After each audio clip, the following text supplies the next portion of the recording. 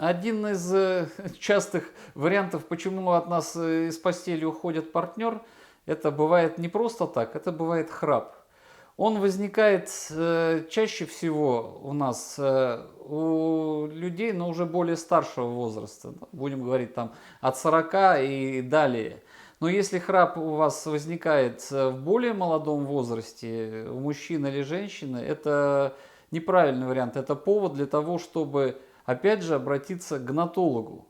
Потому что одной из причин является неправильное взаимоотношение зубных рядов, неправильное положение языка, неправильное положение мягкого неба. И все эти вещи можно проконсультировать, и делаются специальные и капы, и другие приспособления, которые помогают вам, ну, избавиться от храпа.